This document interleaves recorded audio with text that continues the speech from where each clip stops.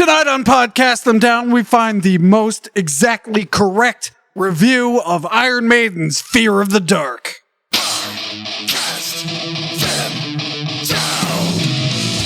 Hail Metal Nation, it is I, Tim, from American power metal band Burning Shadows, dual violin folk metal band Eyes and More, recently vacated Graves, true zombie metal, and Fade to Black Metallica tribute.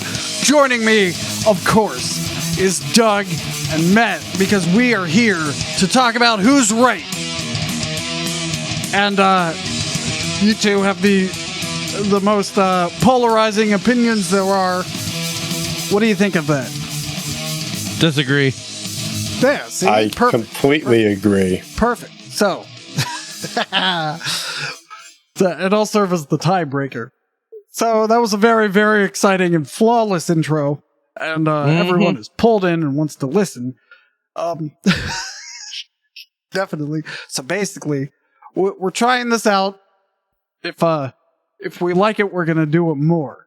But basically, I went on Metal Archives, found the highest rating for Iron Maiden's Fear of the Dark, the review, and the lowest rating for Iron Maiden's Fear of the Dark.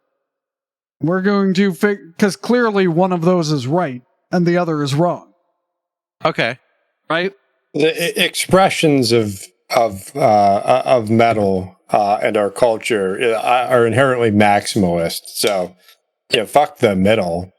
Yeah, they can't decide. They can't commit. One side or the other. I'm not. Yeah, they're not committing to whether it's good or bad. So if you ever give a 50%, you're just fucking lazy and weak. So, do you want to start with the good review or the bad review? I would like to hear a good review of Fear of the Dark. Yeah. All right. Iron Maiden 9, incredible, 96% by Daniel G06. This is a recent review. May 11th, 2022. 2022? This is this year. This guy is like, I'm going to write about Fear of the Dark. Which came out in 1990, I believe, right? Wow. All right. Yeah.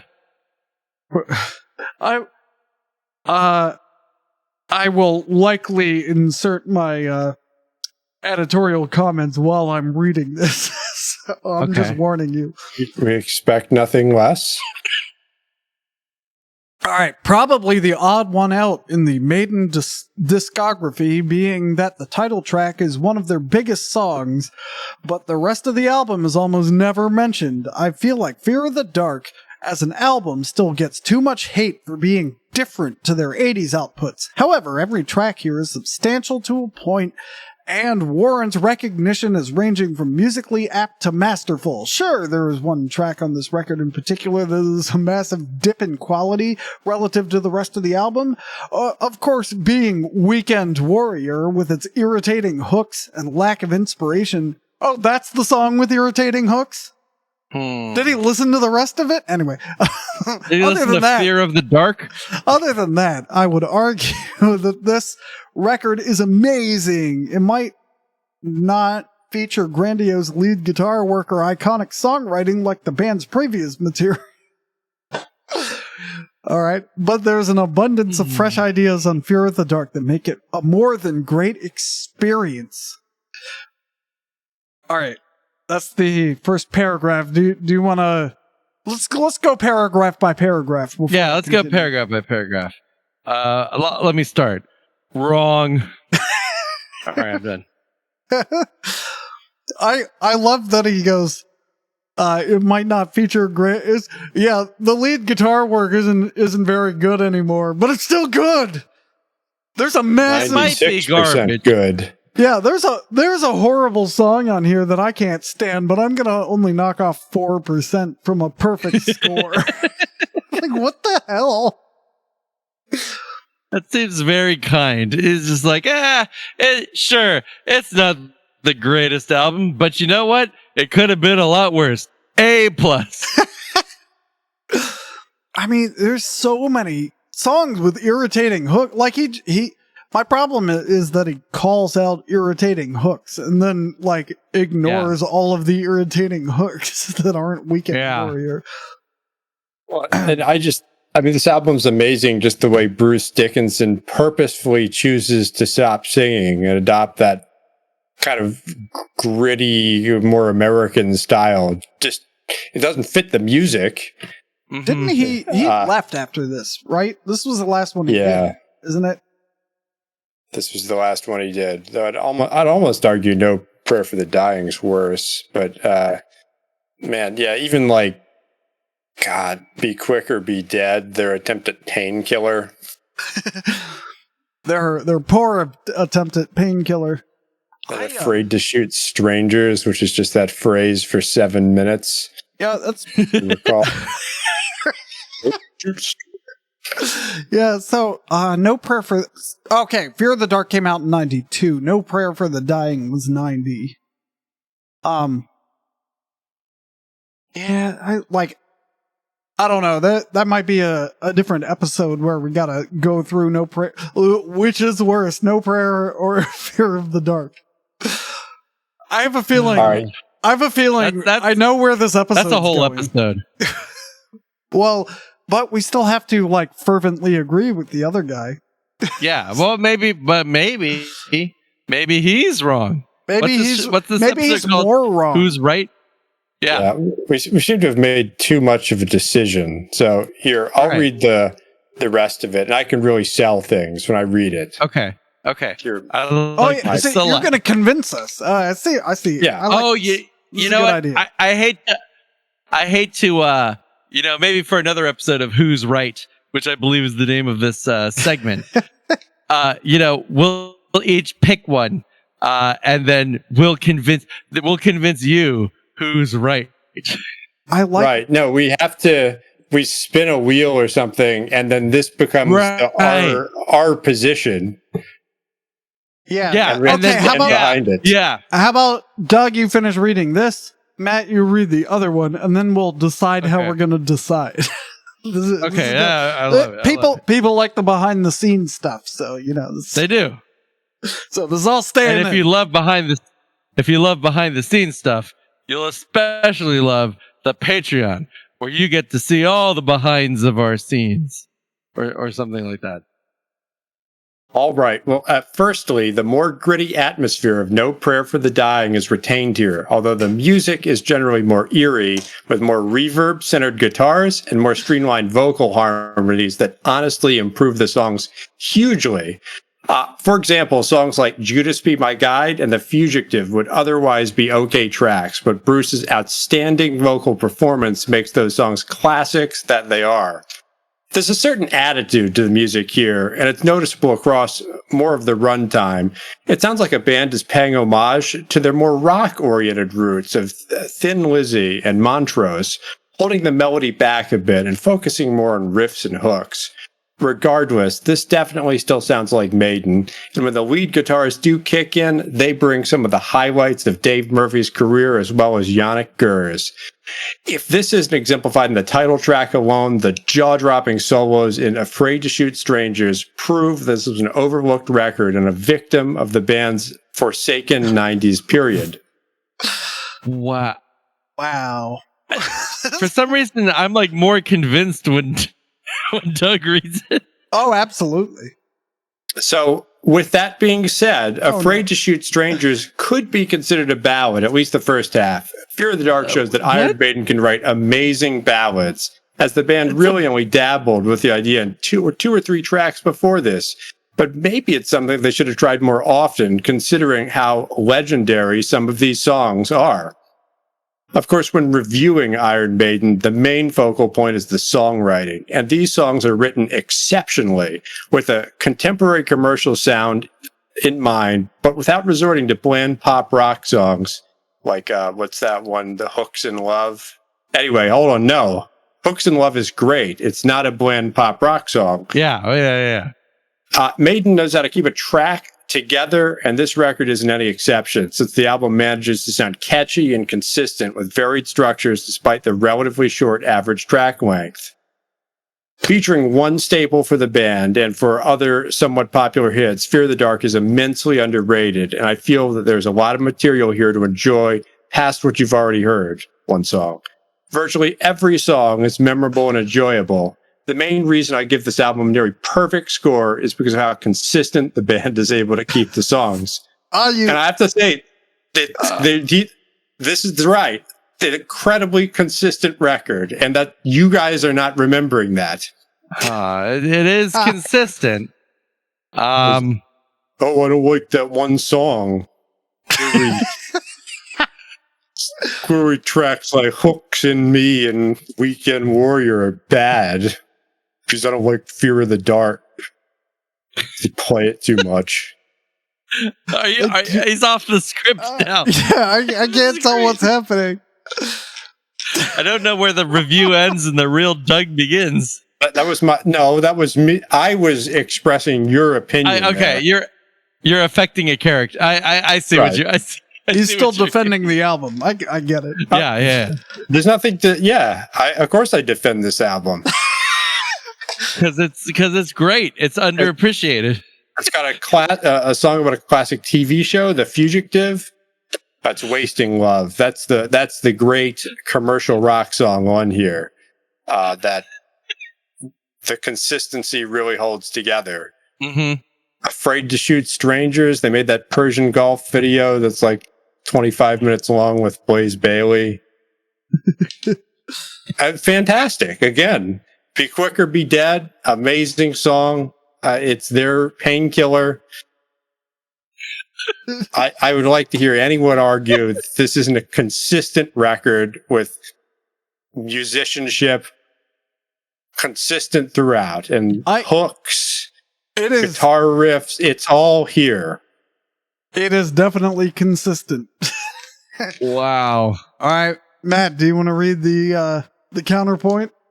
Yeah, I will read the counterpoint. I'm looking here. I believe it's actually Brucey. Hell is this album. 30%. When I think of Iron Maiden, I think of grand musical endeavors, complete with epic themes, soaring instrumentals, fantastic solos, and all of that great musicianship and general prowess that's usually associated with these guys. They are heavy metal legends, but their career is not exactly spotless. I'm usually quite open to change. It never really bothers me when a band changes their sound, as long as they have the same amount of ingenuity or passion, and it's applied to doing whatever they're doing. A hard rock Maiden would be pretty badass on paper, but if it's executed like this, I'll pass. This album was never impressed me, despite what many fans say about it, and it really does compete for the spot as my least favorite Iron Maiden album. Wow. Goddamn right. The album shows Maiden as an absolute shell of a band. The musicianship is bare bones. The songwriting is quite lacking. Bruce literally sounds bored, and the production is even extremely bland. The epic compositions are replaced by more simplistic, catchier approaches that rely on sing-along choruses, bouncier riffs, and even a bunch of acoustic sections to drive things along. The biggest problem is that it blatantly sounds like they're forcing it. The music almost has the same serious, dark mood as some of the previous Iron Maiden releases, but it's executed with these fruity arrangements, and as a result, everything sort of clashes. It's trying to be catchy and hooky, but it's still trying to be Maiden. From Here to Eternity, in particular, grinds my gears with its outrageous, prancing, and totally generic construction. It seriously hits almost every pop rockish cliche you can think of. Really, though, the whole album reeks of extremely weak songwriting and execution. Even though the songs that lack the overt simplicity and lack of creativity, the whole in the band's overall drive is gargantuan. For instance, Afraid to Shoot Strangers features a mellow and completely ridiculous intro that lacks any sliver of the dark, somber tone that it goes for. Then the band just tries to give her the old "Hallowed be thy name" and haphazardly jump into overdrive without any successful buildup. It's like a song that exists only as a blueprint for other better Iron Maiden songs. The band falls on the catchy side and the epic side of things. They just utterly fail here. I think the cover art does a fine job of summing things up. Eddie is no longer a badass mascot that he used to be. He's just stuck to a fucking tree. Wait. Oh, that's great. Allow me to continue. In addition to the awkward usage of all these more commercially inclined elements, which wouldn't be inherently bad if not for how weirdly they're pulled off, the musicianship is just weak. The riffs are all just totally lacking power and the band sounds bored. Steve's melodic bass lines sound thrown in. Bruce's voice isn't too bad, but he is without any ounce of essence, and everything just sounds as if Maiden wanted to throw in the towel, but did an album anyway. It didn't stop at just the writing and musicianship, though. You've got yourself the ridiculous lyrics as well. I won't get into them, but the lyrics are almost as offensive as the boring music present here. I wish he would get into them. This album is almost completely bankrupt. They lost their musical, lyrical, and conceptual edge on this album big time.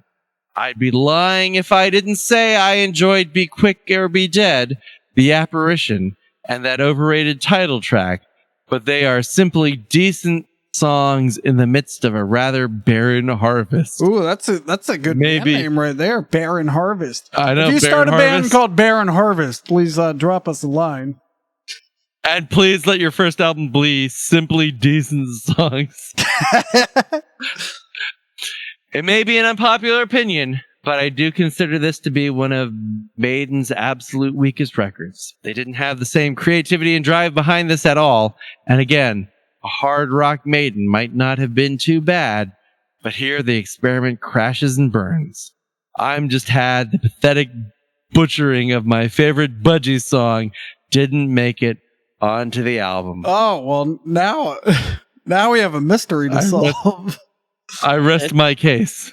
Yeah, but Matt, the problem is it isn't a deeply unpopular opinion at all. That's the conventional wisdom, but people aren't giving this record a chance.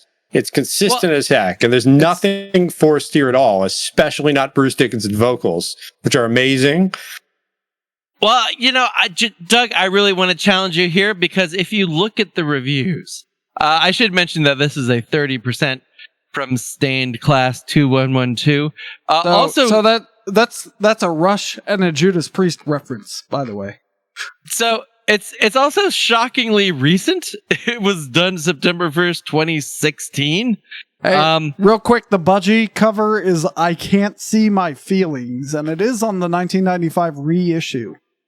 Oh, God. Along with a parody of Chuck Berry's Rollover Beethoven called Rollover Vic Vela, as well as a Montrose cover of Space Station Number 5, and something called Nodding Donkey Blues, which is credited to all 5 Iron Maiden members. Oh, I want to be clear that I am only defending the original studio release. Okay, all right. That is noted. I will take that under consideration. Naughty. I would like to say that my favorite Iron Maiden song is, in fact, the Naughty Donkey Blues? Oh, I closed the window. Hang on. It is the Nodding Donkey Blues. Yeah, that's the best album. I mean, best song. Best track they ever released. So, what I was saying, Doug, is even though I agree with you because people are right, this is not a great Iron Maiden album, but if you look at the reviews here, most of the reviews are above 50%. There's only a few brave souls. But we're not considering those reviews, but finish your point, and I'll decide if it's... But I'm just saying... if I'll include it in my judgment. I'm just saying that there are few truth tellers, lone heroes, who have the cojones to say the truth about this album. And that's what it is. It's just a piece of garbage that, would be better left unrecorded. Like it's a waste of master tapes and polycarbonate CDs or whatever they're made of. But all right, I'll give you the cover. I've never liked the cover. Yeah. They didn't get. I think this is their other cover guy. But I just think everyone loves Fear of the Dark, the song, and then they're like, "Oh, I got to skip 12 tracks to get to it," and they pass over so much equally great stuff that is so consistent. Classic tracks like "The Apparition," "Be Quick or Be Dead," "Wasting Love." That is a great radio rock song. And you people are cowards for not acknowledging this as the 96% great record that it is. I'll give you Weekend Warrior sucks, and Afraid to Shoot Strangers is 6 minutes too long. Afraid to Shoot Strangers is 7 minutes long.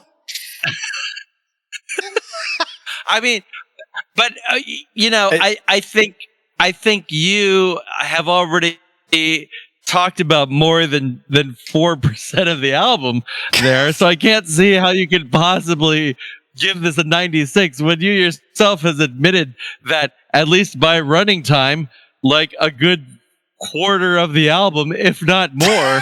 I mean, Fear of the Dark, the song, is also 7 minutes, so maybe we can balance those two out. And like factor them to zero, but still, like track to track, I don't want to be listening to a lot of these. I would say that I like 30% of this album, which is why it was given 30%.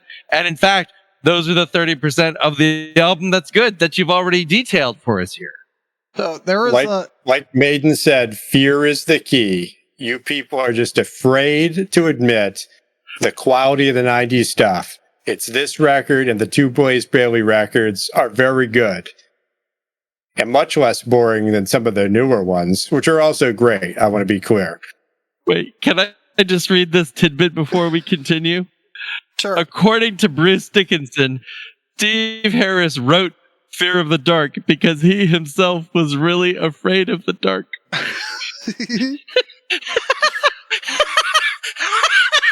All right. I think that's a great thing about this album.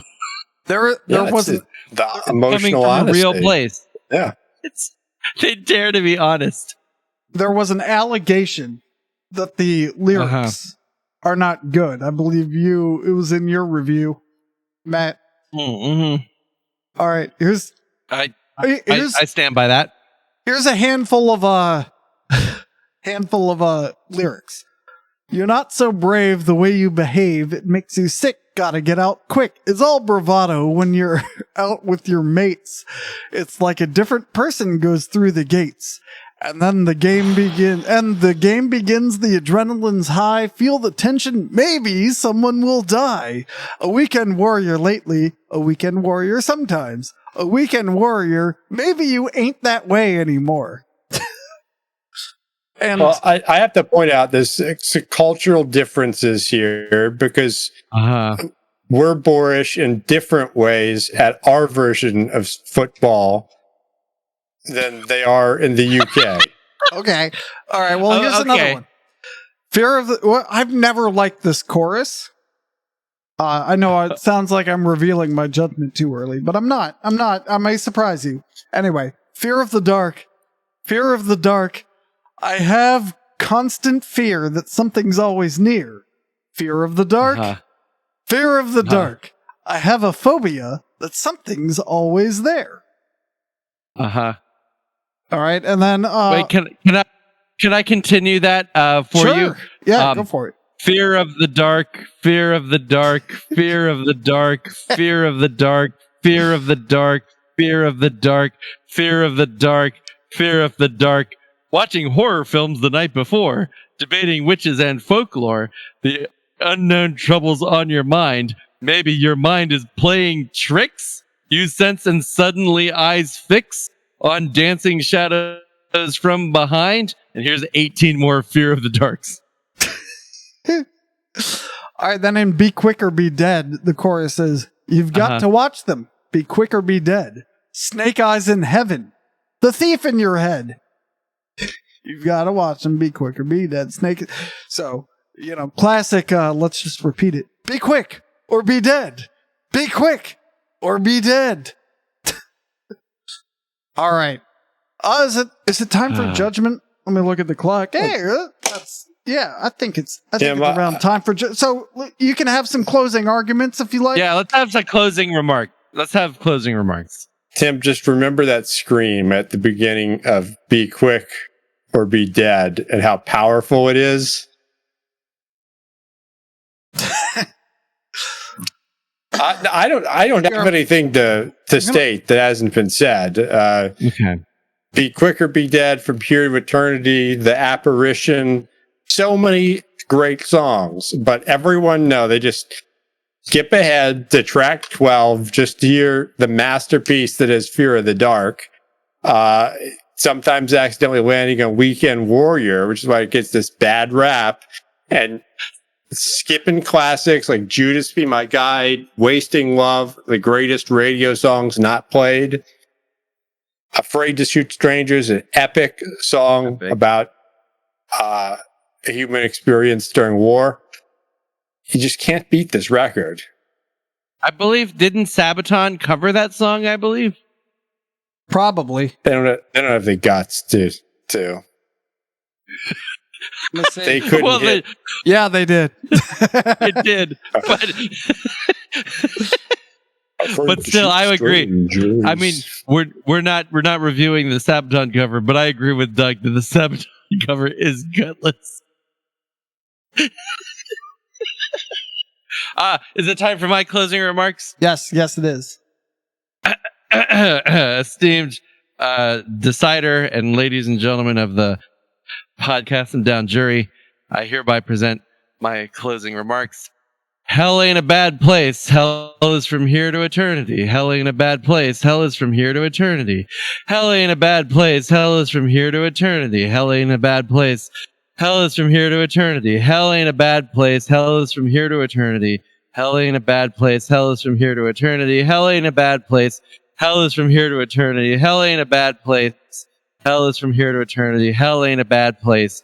Hell is from here to eternity. That is an accurate representation of how many times that's said in that song.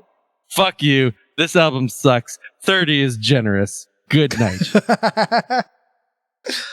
All right. Well, I suppose I should pass judgment. Do I need a sound effect for? Yeah, you at least need a gavel or a Star Trek door. That's on a different soundboard.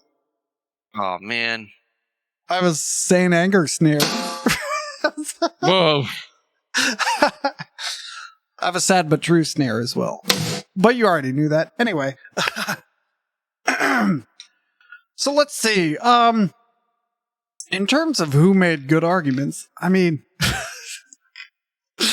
I'm looking at the cover again and just remembering that Eddie is now stuck to a tree. And, like this glowing review that Doug read, repeatedly, I'm not as good as a judge as perhaps Judge Reinhold. Mm-hmm. Anyway, maybe we'll get him.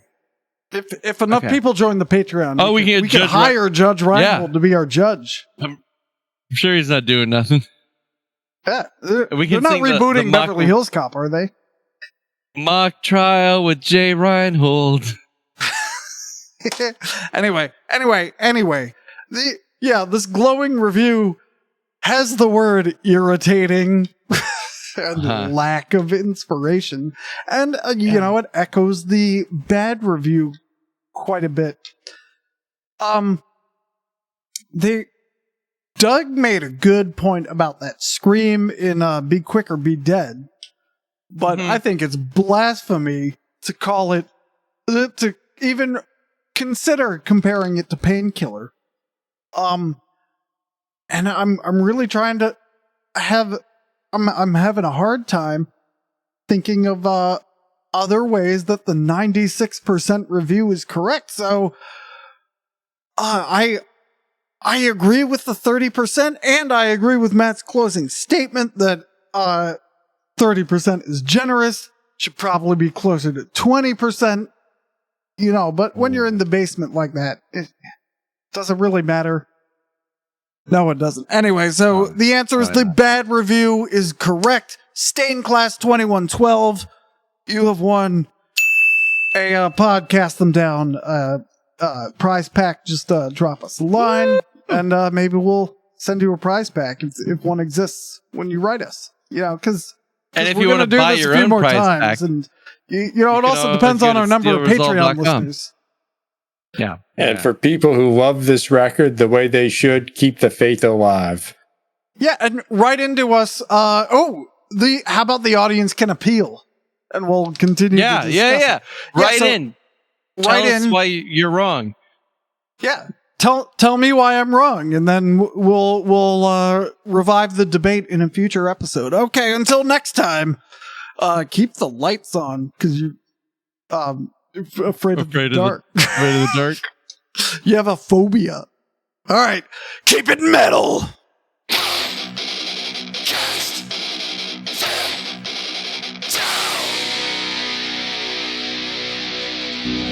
Actually, like the artwork. That's not going to save it. This would be too long to read, but this 95% score is so prog, the review. Like a puzzle that can't miss a piece. That's the title. Let me read the first two sentences. Oh, this is bonus content. This is bonus content right I hope no one turned it off. Let's hear it. Yeah. Something that seems a useless exercise is when someone tries to get out the map when it comes to an intimate cultural fact as music itself.